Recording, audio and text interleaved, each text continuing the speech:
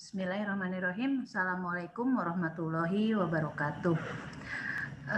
Untuk pertemuan kali ini, alhamdulillah saya sudah bisa record lagi video karena memang kemarin saya hanya share bahan ajar saja karena ada beberapa kendala dari segi teknis. Namun mudah-mudahan Anda semua bisa memahami materi yang sebelumnya, yaitu stokiometri 1 dan stokiometri 2. Kalau saya lihat sih dari jawaban dari forum diskusi, itu alhamdulillah ternyata pertanyaan-pertanyaan sudah hampir semua dijawab dengan baik. Namun saya ingatkan kembali bahwa semua mahasiswa harus berpartisipasi dalam forum diskusi. Apakah itu nanti Anda hanya menjawab pertanyaan yang ada di yang sudah saya sharing, atau Anda berkomentar terhadap jawaban yang sudah diberikan oleh mahasiswa lain, ya. Apakah itu dalam bentuk pertanyaan atau membahas apa yang sudah dilakukan oleh yang lain. Jadi jangan sampai di forum diskusi itu Anda tidak berpartisipasi. Karena semua, walaupun nanti saya tidak mengkomentari satu persatu dari jawaban-jawaban Anda dalam forum diskusi, itu akan menjadi portofolio untuk keseluruhan dari perkuliahan ini yang menjadi bagian dari penilaian. Nah, jadi tolong mahasiswa yang masih belum aktif di forum diskusi, gunakan forum diskusi itu untuk memperlihatkan aktivitas perkuliahan ini, dan itu menjadi rekaman atau portofolio dari kinerja Anda dalam dalam perkuliahan ini. Jadi nilai akhir Anda tidak hanya ditentukan oleh bagaimana Anda menjawab kuis 1, kuis 2, dan kuis 3, tetapi juga ditentukan oleh bagaimana kinerja Anda dalam forum diskusi. Sampai saat ini saya belum memberikan tugas yang sifatnya spesifik untuk kelompok maupun tugas individual karena saya ingin mengaktifkan dulu forum diskusi. Kedepannya akan saya setting bagaimana Anda membuat sebuah karya terkait dengan kimia dasar yang nanti akan menjadi bahan tambahan bagi nilai Anda. Jadi dari hasil ujian dari kuis 1 itu juga belum memenuhi ada beberapa yang masih belum memenuhi nilai yang standar. Nah, ini karena itu gunakan forum diskusi ini untuk mendapatkan nilai sebaik-baiknya. Nah, pada kesempatan ini saya akan menjelaskan mengenai termokimia, ya. Pada bagian awal ini saya saya akan perlihatkan peta besar dari peta konsep ya dari termokimia. Anda di waktu SMA sudah pernah mempelajari tentang termokimia. Karena memang sebetulnya kimia dasar ini adalah mengulang apa yang sudah Anda pelajari. Sehingga bagian-bagian tertentu, istilah-istilah tertentu tentu sudah tidak asing bagi Anda. Nah, peta konsep termokimia ini kalau Anda lihat ada beberapa konsep penting yang harus Anda perhatikan. Ini sebetulnya peta konsep ini akan menjadi ringkasan dari keseluruhan materi yang akan Anda pelajari pada kesempatan ini. Jadi termokimia itu mempelajari tentang kalor. Kalornya ini kemudian diukur menggunakan kalorimetri. Jadi kalorimetri itu adalah alat yang digunakan untuk mengukur kalor. Nah, dari kalorimetri ini akan dihasilkan harga perubahan energi dalam, ini delta E, energi dalam itu disimbolkan delta E sama dengan QV. Artinya perubahan energi dalam ini adalah kalor pada volume tetap V ya, V ya. Kalor pada volume tetap. Jadi kalor pada volume tetap itu adalah energi dalam. Sedangkan kalor pada tekanan tetap itu disebut dengan perubahan entalpi ya, perubahan entalpi reaksi. Jadi yang biasa diukur di dalam termokimia adalah perubahan entalpi reaksi.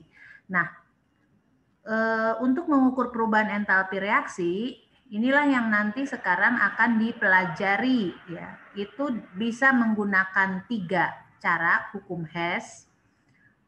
Kemudian dengan menghitung dari perubahan entalpi pembentukan standar atau delta HF ya.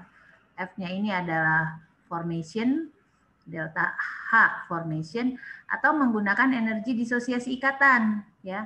Jadi perubahan entalpi itu bisa diukur dengan menggunakan hukum Hess kalau secara perhitungan, secara teoretik, bisa menggunakan perubahan entalpi pembentukan standar atau menggunakan energi disosiasi ikatan.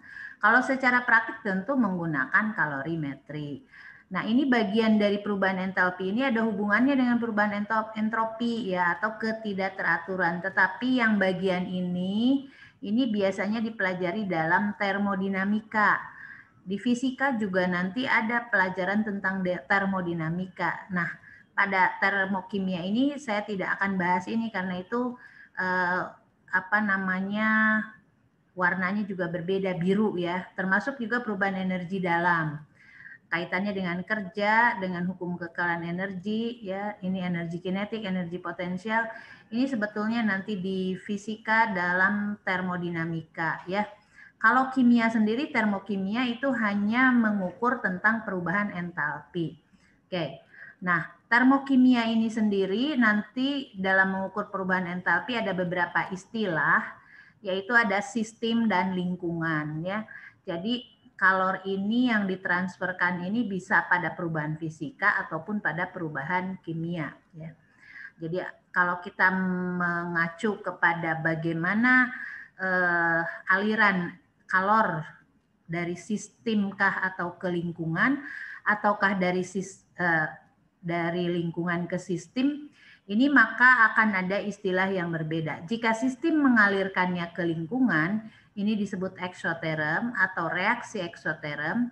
Kalau sistem mengalirkannya dari lingkungan, jadi menyerap dari lingkungan, energi dari lingkungan diserap, maka ini disebut dengan reaksi endoterm. Sehingga kalornya juga nanti dalam notasi ini berbeda ya. Kalau menyerap dari lingkungan, mengeluarkan ke lingkungan, maka dia Q-nya sama dengan negatif. Tapi kalau menyerap dari lingkungan atau reaksi yang menyerap kalor itu disebut reaksi endoterm. Maka harga Q-nya atau kalornya adalah positif. Ini sebagai gambaran umum yang saya berikan dalam bentuk peta konsep. Oke.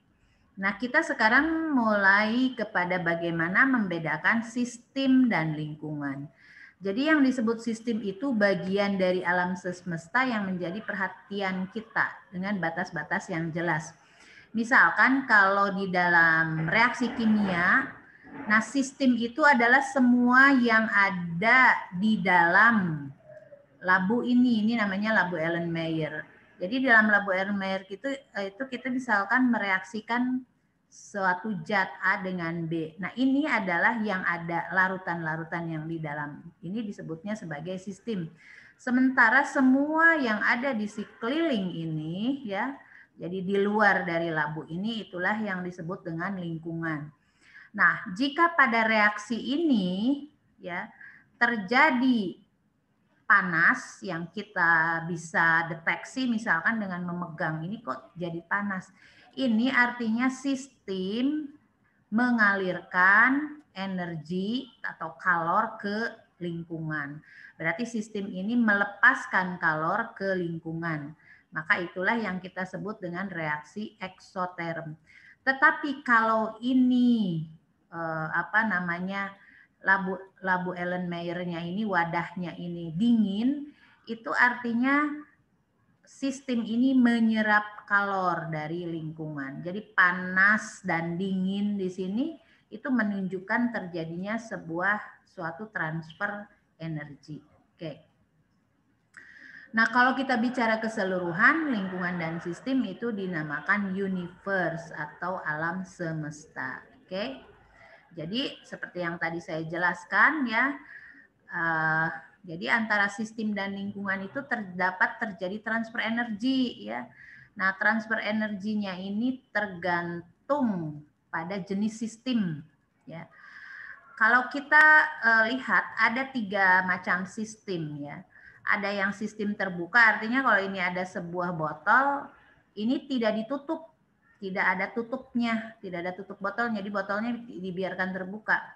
Maka kalau ada di sini ada air yang suhunya tinggi atau kita merasakannya ini panas, maka ini akan terjadi pertukaran uap air sebetulnya ya, karena itu nanti kalor bisa dipertukarkan, jadi terjadi transfer energi dan materi.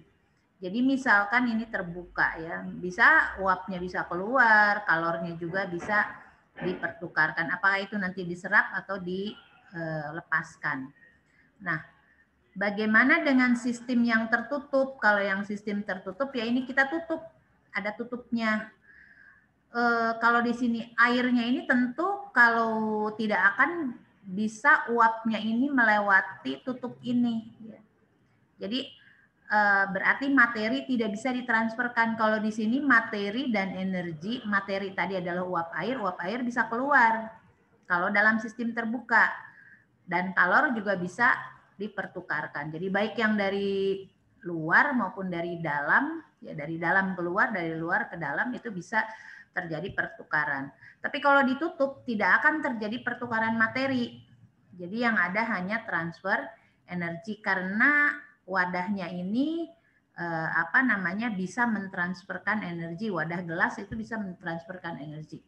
Namun misalkan kalau wadahnya kita berikan zat yang dapat atau bahan yang dapat membuat tidak terjadi transfer energi, maka ini disebutkan dengan sebagai sistem terisolasi. Contohnya kalau termos air panas ya. Termos air panas itu ada bagian yang diberi gabus styrofoam. Nah, kalau kita beri styrofoam di sini, maka kalor itu tidak dapat dipertukarkan. Jadi relatif ya. Kalau memang kalau lama-lama sih nanti jadi berubah suhunya. Namun tidak dengan serta-merta kalor ini bisa dipertukarkan. Nah, ini sistemnya ini dinamakan sistem terisolasi. Jadi baik materi maupun energi tidak dapat dipertukarkan. Ya. Nah, tadi untuk memperjelas bagaimana terjadinya proses eksoterm dan proses endoterm adalah ketika eksoterm jika energi keluar dari sistem menuju lingkungan maka tandanya negatif, kemudian energi dari sistem masuk ke lingkungan maka tandanya positif atau proses endoterm. Kalau dilihat dari segi energi ya, ini energi potensial. Energi potensialnya tadinya kalau energi potensialnya rendah, ketika dia menyerap energi is absorbed, maka dia akan naik energinya ke atas. Ya, ini contohnya dalam elektrolisis air. Jadi dia akan higher potensial, energi potensialnya makan naik ya. Nah, kalau pada reaksi eksoterm karena energinya tadinya tinggi kemudian dia lepaskan, maka energi is given off. Artinya energinya akan menurun karena dia melepaskan maka akan menurun. Ini adalah reaksi eksoterm. Menurun kenapa? Karena akan melepaskan energi. Contohnya pada pembakaran gas hidrogen dalam udara ya. Jadi untuk reaksi lower potential energy ketika dia tadi energi dilepaskan, maka dia akan hasilnya potensial energinya menjadi lebih rendah. Oke. Nah, ini ada beberapa parameter atau variabel ya. Jadi keadaan sistem. Sebelumnya kan Anda sudah pelajari sifat ekstensif, sifat intensif ya. Jadi sifat variabel itu ada intensif, tidak bergantung pada ukuran sistem, ada yang ekstensif bergantung pada ukuran. Nah, Seperti yang tadi sudah saya singgung, energi potensial, energi dalam, entalpi, entropi, energi bebas, temperatur, volume, tekanan itu hanya bergantung kepada keadaan sistem. Jadi tidak tergantung pada keadaannya, bagaimana cara mencapai keadaannya. Jadi dia hanya tahu awal dan akhir. Mau lewat mana prosesnya itu tidak penting, karena itu disebutnya fungsi keadaan. Ada yang fungsi proses. Kalau fungsi proses itu bergantung pada lintasan yang ditempuh. Contohnya kerja, kalor itu adalah fungsi proses. Nah, untuk membedakan mana fungsi keadaan, mana fungsi proses, ini bisa dilihat kalau misalkan seseorang ya mau menaiki gunung ya. Kalau fungsi keadaan itu tidak peduli yang mau lewat jalur ini atau mau jalurnya yang belok-belok seperti ini. Kalau ini kan tak curam ya. Curam dia menaik ke sini ya. Tapi kalau ini dia cari jalan yang lebih gampang. Jadi tidak mau nanjak terlalu curam, tapi dia ambil jalan yang lebih datar namun tentu lebih jauh ya.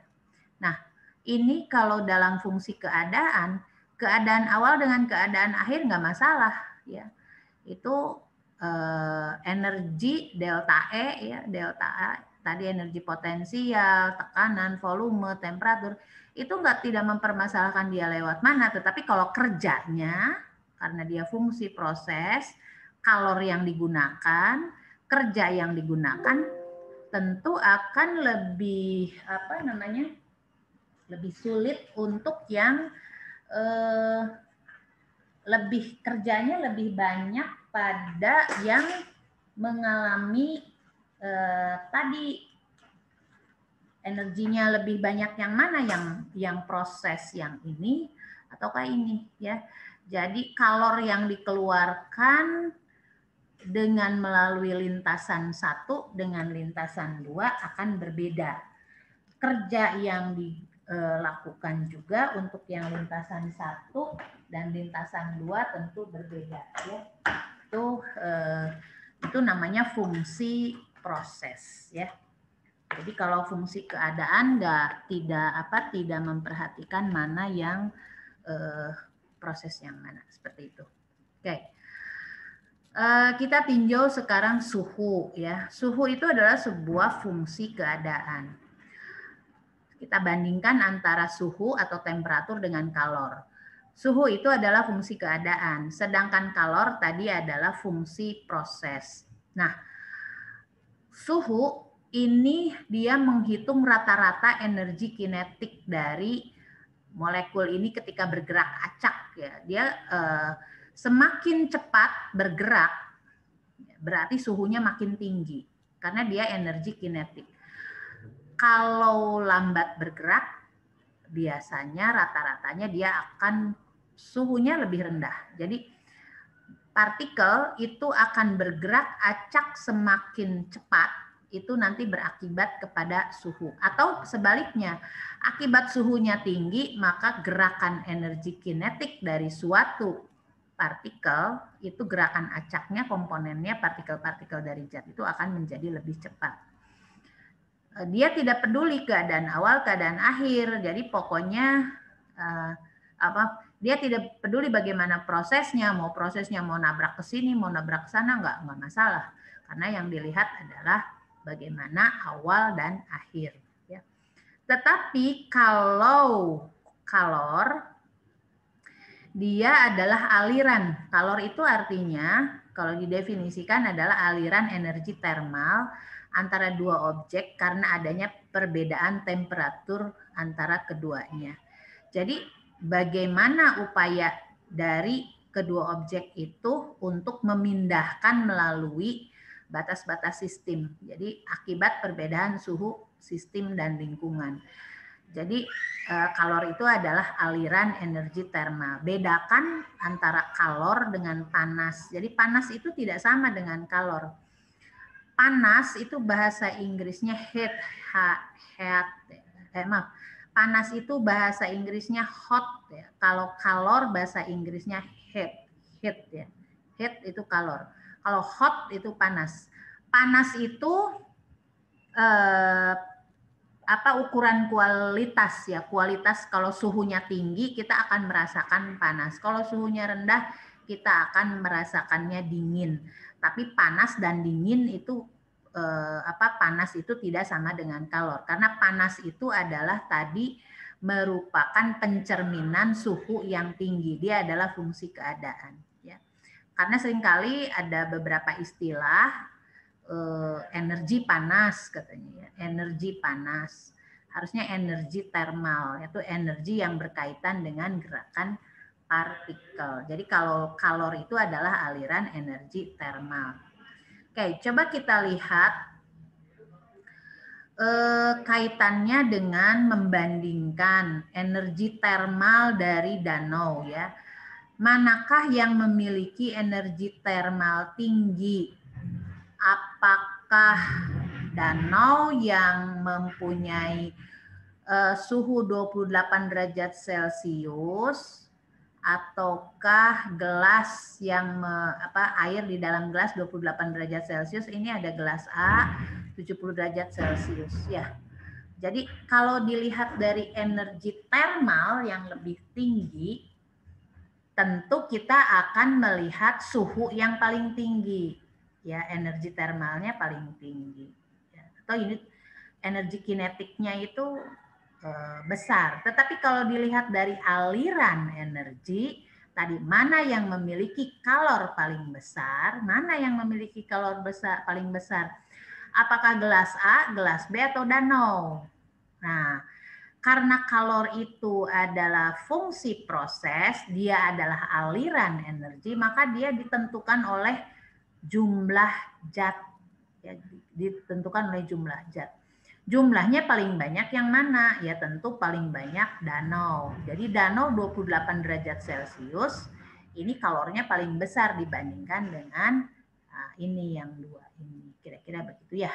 Oke. Jadi kalor itu ditentukan juga oleh massa dari zat. Nah, ada istilah kerja. Kerja itu setiap bentuk energi yang bukan kalor yang dipertukarkan antara sistem dan lingkungan. Ini sebagai gambaran saja. Kalau di fisika itu ya tekanan itu sama dengan gaya per satuan ini. P sama dengan F per A. Jadi kerjanya itu apa? Jadi P ya, ini awalnya tekanan seperti ini, kemudian ditarik ya. Keadaan akhirnya tekanannya dikurangi, maka kerjanya itu adalah selisih ya, dari ini, dari gaya kali ini luas ya, gaya kali D-nya dari jarak ya, jarak dari perpindahannya ya. Jadi ini adalah kerjanya adalah W sama dengan F kali D. F-nya tadi adalah bisa dicari dari tekanan ini. Jadi min Kp kali A. Sehingga W atau kerja adalah min P kali delta V. Jadi tekanan kali volume ya, delta volume, perubahan volume. Itu adalah kerja. Yang jelas satuan energi, nah ini coba perhatikan, satuan energi berdasarkan standar internasional adalah joule. Joule ini sama dengan 1 kg kali meter kubik kali second. Jadi per detik kuadrat M kuadrat atau meter, maaf bukan kubik ya, tadi saya salah. 1 kg kali M kuadrat per sekon kuadrat atau per detik kuadrat. Kalau M2 itu bukan kubik, persegi ya. Oke. Nah, satuan energi yang bukan standar internasional tetapi sering kali dipakai adalah kalori ya. Jadi kalori itu adalah kalor untuk menaikkan 1 gram air sebanyak 1 derajat Celcius. Jadi kalau untuk menaikkan 1 gram menjadi 1 derajat Celcius itu adalah disebut kalori. 1 kalori itu adalah 4,184 joule. Eksak artinya tepat ya, tepat 4,184 joule. Nah, 1 kilokalori inilah yang digunakan ukuran untuk mengukur energi dalam makanan. Jadi kalau 1 kalori tentu sama dengan bisa dikonversi ke 1 kilokalori sama dengan 1000 kalori ya. Oke. Kita lanjut ke perubahan entalpi. Jadi sebetulnya di termokimia kita mengukurnya adalah perubahan entalpi. Nah, kebanyakan reaksi kimia dikerjakan dan diukur pada tekanan tetap. Ya, oleh karena itu dapat diturunkan rumus ini. Ya, tidak usah terlalu fokus di rumus ini. Kita langsung di perubahan entalpi. Jadi perubahan entalpi itu sama dengan ya H2-H1 itu sama dengan QP. Jadi kalor pada tekanan tetap ya. Jadi delta H sama dengan QP tadi ya, Mbak. Jadi kalor pada tekanan tetap. Kalau kalor pada volume tetap itu disebutnya delta E. Nah, ini delta E itu adalah kalor pada volume tetap. Nah, saya ingin jelaskan mengenai diagram entalpi untuk proses reaksi eksoterm dan endoterm. Jadi untuk proses reaksi eksoterm itu energinya tadi akan lebih rendah dari awal ke akhir itu akan lebih rendah yang akhir ya. Sehingga nanti hasilnya itu selalu negatif minus 802,4 kilojoule.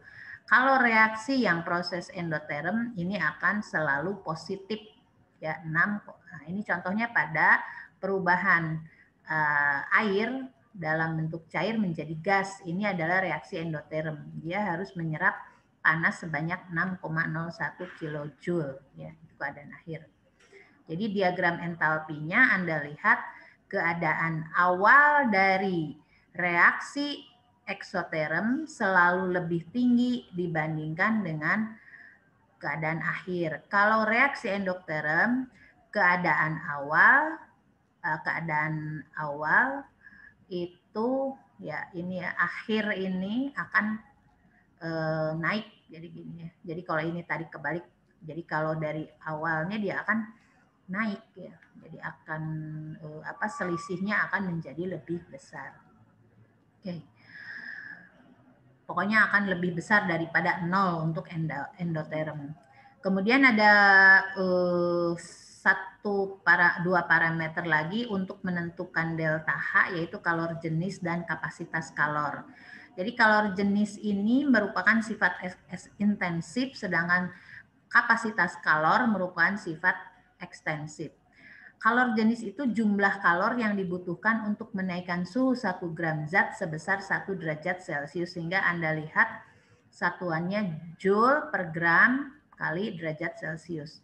Nah, hubungannya dengan kapasitas kalor ini adalah kapasitas kalor sama dengan massa zat dikali kalor jenis ya.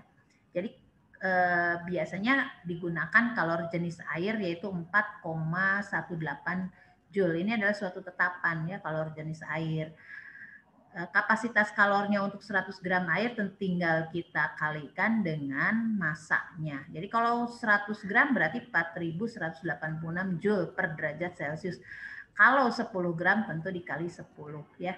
Karena tadi kapasitas kalor itu sifatnya ekstensif, jadi dia tergantung pada massa ya, pada jumlah zat sifat ekstensif. Kalau sifat intensif tidak tergantung pada jumlah zat. Air sebanyak apapun kalor jenis air itu selalu 4,184 Joule per gram derajat Celcius. Nah, ini contoh. Jadi pada suhu yang sama, kapasitas kalor akan berbeda karena massanya berbeda. Ini suhunya sama ya. 100 gram air 30 derajat Celcius dengan 200 gram air 30 derajat Celcius. Kalor jenisnya sama, tetapi kapasitas kalornya akan berbeda ya karena massanya berbeda. Jadi jika kalor jenis dan massa zat diketahui, maka jumlah kalor yang diserap atau dilepaskan pada suatu proses ini dapat diketahui berdasarkan perubahan suhu sampel. Nah, persamaan untuk menghitung perpindahan kalor, ya ini Q, itu adalah MC delta T. Ini disebutnya sebagai azas Black. Ya. Delta T ini adalah kita bisa cari dari keadaan akhir dan keadaan awal. Nah, harga delta T ini dapat diukur dengan menggunakan alat yang namanya kalorimeter. Nah ini ya, ada kalorimeter BOM. Kalorimeter BOM, kalau kita gunakan kalorimeter BOM, kalor dari proses akan dengan secara akurat dapat ditentukan, ya, karena dia punya di sini sebuah wadah yang mempunyai lapisan terinsulasi yang sangat presisinya sangat tinggi, jadi tidak memungkinkan keluar masuknya transfer energi. Jadi ini menggunakan lapisan terinsulasi, itu maksudnya lapisan yang dapat mengisolasi panas, transfer panas. Kemudian ada penangas air, tadi air sebagai cara untuk mentransferkan energi di dalam ini, dan di sini ada wadah bom dari baja untuk tempat mereaksikan reaksi. Kenapa disebut wadah bom? Karena nanti dia disulut dengan menggunakan sumber listrik, ya, reaksinya pakai sumber arus listrik, ya, sehingga nanti terjadi reaksi pembakaran, ya, jadi memicu ledakan. Tapi ledakan ini tidak akan sampai keluar ininya transfer energinya karena ada lapisan terinsulasi, tetapi hanya menyebar melewati air, ya. Jadi panasnya itu akan keluar, kemudian airnya ini kan nanti naik suhunya. Inilah yang diukur dengan menggunakan termometer. Alat pengaduk itu fungsinya supaya panas yang keluar akan tercampur dengan rata, sehingga nanti suhu yang diukur oleh termometer ini adalah suhu keseluruhan.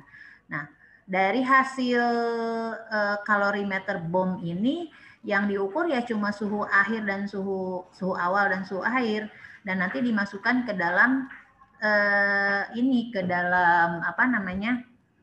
ke dalam rumus ini, C kali delta T. Nah, masanya jadi MC kali delta T tadi, ya. Nah, untuk penggunaan kalorimeter BOM itu biasanya perlu dikalibrasi dulu.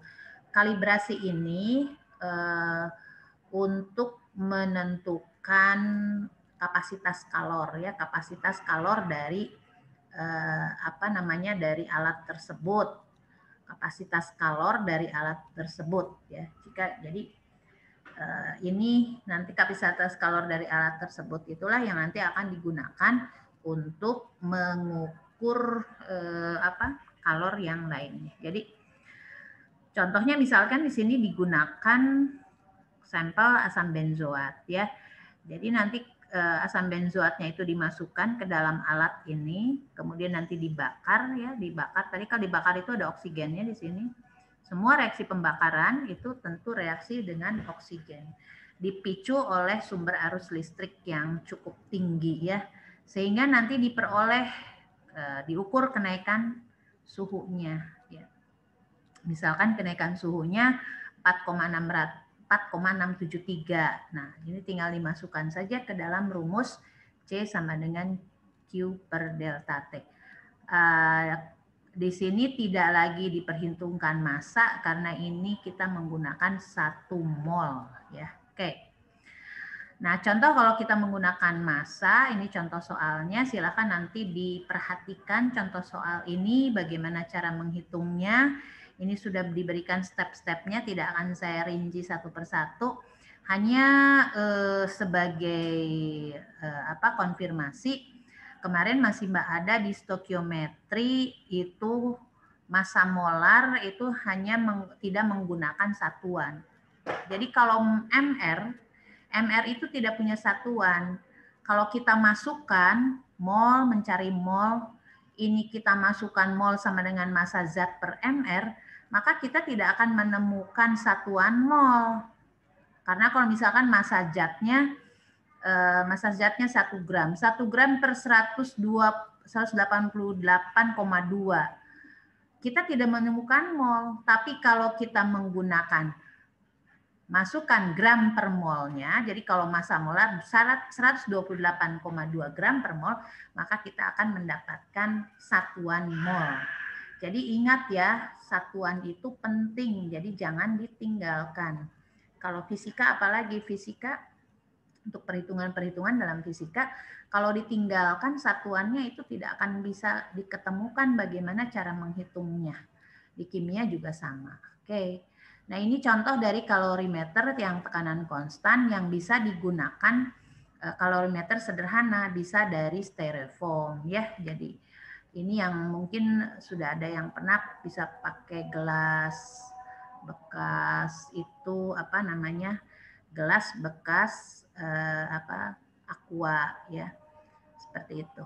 Oke, ini contoh soalnya. Oke, jadi